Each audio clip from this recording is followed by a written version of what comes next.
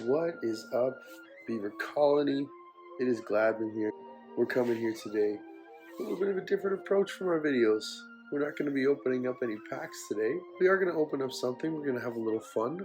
Today what we're actually going to do, hopefully answer some questions about what we're looking at here in regards to, getting back into this hobby that has, hitting crazy high heights with regards to price, availability, supply and demand, all the different things, fluctuations of price with the recent year kind of dipping back down a little bit, the outlook and how you can approach your collection. So this is kind of our first part in hopefully lots more videos in regards to what we're doing, how we're adapting to what we feel is going to be beneficial to our collecting, as well as what we want to do, because in the end, I mean, it's collecting, right? You have to want to collect what you're getting. You have to know what your reasoning is for why you're collecting things, and that's what I'm going to go over today. I'm going to give you my approach so that for anybody watching these videos, if you feel like you agree or you have a different approach or a different idea of how you want to get into this collecting or sustain your collecting, I'm going to be trying to share as much as I can about how I'm getting into it. Without further ado, let's kind of get what we're into. So you see here in the back, you got these array of cards. So what I wanted to kind of profile today first is just kind of what I've been doing in regards to my recent collecting. So I've talked a lot in my previous videos about, kind of about just trying to amass a collection. Let's just say I've learned from my mistakes, and really I'm one of those people. I'm gonna dive headfirst right into what I'm doing, probably make some mistakes, big, small, good or bad, but definitely learn from those mistakes. So what I did at the beginning, unfortunately, is I kind of went a little nuts with modern product, modern collection boxes, modern booster boxes. Then I got hooked on needing to get older tins and older collection boxes. Thinking back on it now, again, spending a decent amount of money trying to get into the hobby, I probably could have been a lot smarter with how I went about it.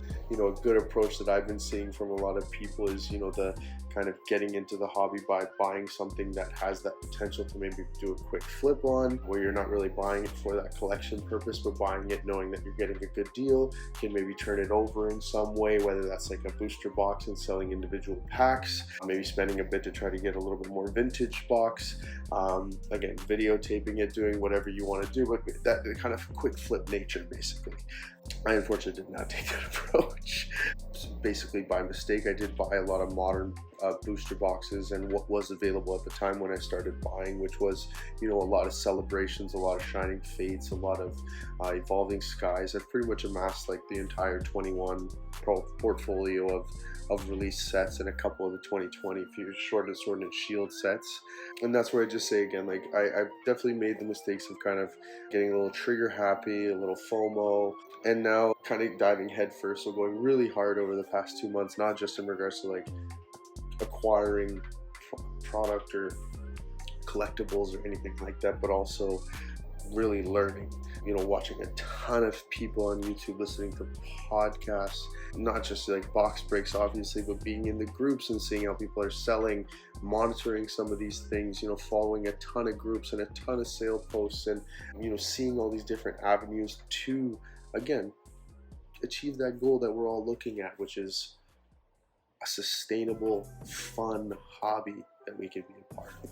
So now I've kind of taken a different approach. So what I did is I had a bunch of old cards that I had ended up finding, had some sentimental value to me when I first found them, but realized, again, coming into the collecting hobby, what are my goals? That's the question we have to ask ourselves, and that's what I would say you guys need to ask yourselves. What's your goal with collecting? Do you want to make money? Is this going to be something that's going to make you some income on the side? Are you hoping to start a YouTube channel? Are you hoping to be a Facebook and Instagram live box breaker and do rip and ships and sell individual packs? And I don't want to tell people how to collect, so it's really what you want to do. So for me, what I've done is I've set some goals for myself with my collecting. So my first thing is I do have a bunch of sealed product. Unfortunately, a lot of that sealed product will either be opened because it's very modern, and I will retain some of it where I can hopefully open one, maybe two, keep one, keep two, and hopefully over time, keep those boxes like, maybe those evolving skies that have those great outlook with being probably one of the most favorite sets. What I've really tried to kind of do over the past month, after I kind of learned some of the mistakes I was making in my previous acquisitions, if you want to call them that, was really in regards to the kind of individual card purchasing. So that's where I decided, you know, I'm going to take some of these old cards that have some value, I'm going to sell them, and that's what I did. I went on Facebook groups, I did auctions, I sold bulk cards. I'm still in the process of kind of liquidating some of the commons and uncommons, as you know, we do have some older, you know, Wizards of the Coast sets and things that are popular and people want to still build collections for. I basically decided myself those were just out of my reach right now. Right now, they may be something I want to look at. They're always going to have that nostalgic kind of feeling to me, and you'll see when I show you some of these cards. Obviously, I haven't gotten rid of everything, but I did kind of get rid of things, acquire some new ones, and that's been my goal the past little bit. I think I've done a pretty good job. I basically haven't had to spend too much money. I've been able to acquire enough money, make some trades, and then basically acquire some cards that I think, and I'll go over, are pretty fun. So without further ado, let's do a little showcase of the collection here. So what do we got here? Charizard Blastoises. So we got like kind of, what I tried to do with organizing this is just kind of keep everything in series, in order of series. Got some EX series, got that Diamond and Pearl, Platinum, Heart Gold, Soul Silver, Platinum, sorry, Arceus, got those Black and White series. It's like pretty much almost all of those cards except the Charizard and the Umbreon were the only two that I kept because I pulled them. They were like my favorite cards, the ones I remember always when I was a kid, and I do want to get them graded. So at some point. So those are the only cards. Everything else is brand new. Brand new, obviously not brand new itself, but brand new in the sense to me. I've really tried to hone in on making sure I'm looking at quality. And the whole reason I'm doing this is because I just want to grade. I want to grade. I don't want to buy a slab. I don't want someone else. I don't want to get to the end and not enjoy the journey. I'm all about the journey. So that's why I want to open packs. That's why I want to send cards to get graded. But that's really my goal, is just to kind of accumulate a collection. So unfortunately, again, I did learn from a mistake in the past month. I've accumulated a bunch of cards and maybe got a little trigger happy on some of them. They're not so great. So I'm gonna have to go through, refine, pick the ones that I know are the quality, the hopefully 8s, 9s, and 10s when I'm gonna send them in and what I'm hoping for. I'm learning about grading. Sorry, I'm rambling now. But basically, again, my goal was to get as many of the cards from these cool sets, from the Diamond and Pearls, the EX series, the Platinums. I love the artworks. I just am like infatuated with these cards when I look at them. So that's really what just inspired me to go there. So that was what I did. Over the last month, after I learned I was making a bunch of mistakes buying modern sealed product, I ended up going into this. So what can you learn from these mistakes? You gotta pick what you want to get out of your hobby. That's what I'm learning.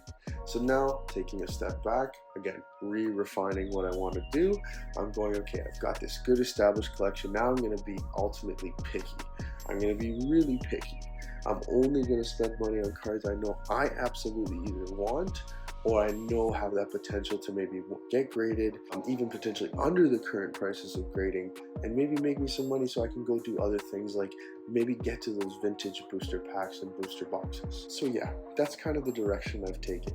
You know, what I would love to see is, if you guys are watching this video again, if you like hearing about what I'm doing, if you feel like you can learn from, again, going a different direction than me, maybe taking a different approach to your collecting, learning something that I'm doing, and maybe it finds a way to fit into how you're collecting your Pokemon, sports cards, whatever it might be, please don't be shy. Hit that subscribe button. If you want to see more, I'm happy to talk more about what I'm doing and keep you guys up to date. I'm kind of doing a little bit of rambling, and again, I'll get more refined as we go on, but I just wanted to let you guys know where I'm at, where we are, and what we're doing.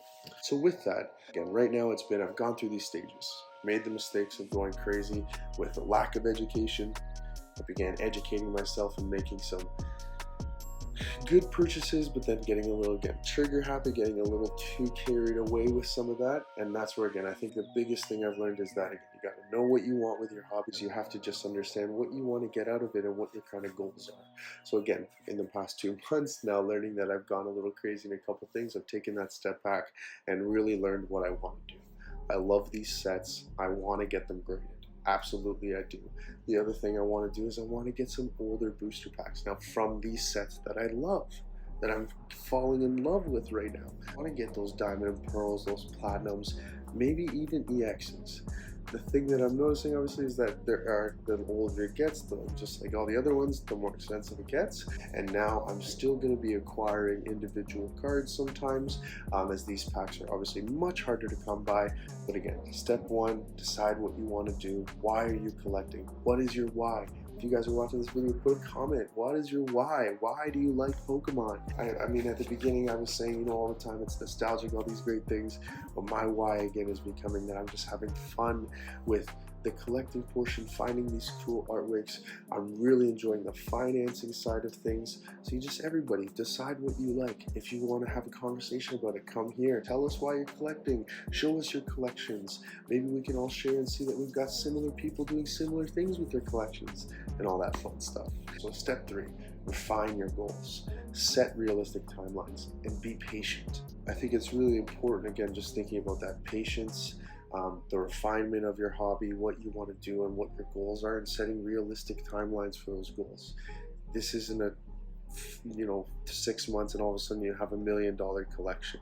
If you don't have the exact means to put together, huge sums of money quickly to buy, whether it's large groups of cards, older stuff, whatever you're looking to get, it's really important to develop a plan for yourself to do that. This can be like your little business, right? Even if it's not something you're going to be a eBay reseller for or something like that, this can be your little business that sustains your ability to do this hobby and have this enjoyment that you're looking for. So that's where my goals have been. What I have for some fun stuff today is I do have a fun little box. I should have practiced this at the very beginning.